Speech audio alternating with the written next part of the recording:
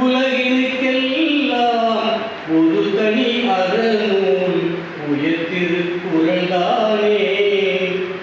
இலக்கிய சுவையின் எழில்முற்றும் தாங்கி, இலக்கிய சுவையின் எழில்முற்றும் தாங்கி, எவர் மனமும் விரும்பும் இன்பத்தே நூலும், எவர் மனமும் விரும்பும் இன்பத்தே நூலும், உலகினுக்கெல்லாம் ஒரு தனி அறநூல் உயர்த்திருக்குறள்தானே.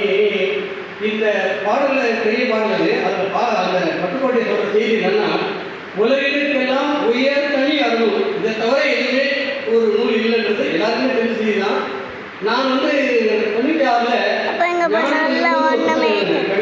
அதில் ஒரு 2வது பாடல் அந்த நூல் அப்படின்னு ஒரு கவிதை. அந்த கவிதையில் என்ன சொல்வாருன்னா, உலகத்தில் இருக்கிற மக்களுக்கு மட்டுமல்ல, ஒருவேளை இன்னொரு பிரபஞ்சம் வேற ஒரு உலகம் இருந்து அங்கெல்லாம் மக்கள் வாழ்கிறார்கள் தெரிந்தால் கூட அங்கும் திருக்குறள் தான் அந்த அந்த கடிதத்திற்கும் ஒரு பொதுமறையாக இருக்கும்.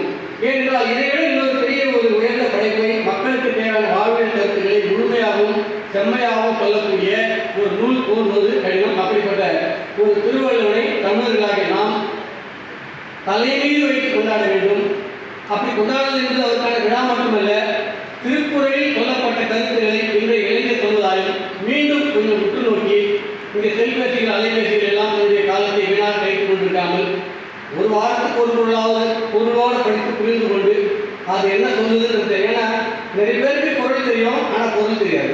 நான் விரும்பி வேண்டி கேட்டுக்கொள்வது ஒரு குரலை வாரத்துக்கு ஒரு குரலை முழுமையான பொருளோடு அது தெரியலாமல் யாராவது கேட்டது தெரிந்து கொண்டாவது நாம் பின்பற்றினால் நம்முடைய வாழ்க்கை வெளிச்சமாக இருக்கும். நம்ம பேராசிரியர் அகிலேந்திர சொன்னாங்க, குழந்தை ரொம்ப சேட்டையாக இருக்குன்னு.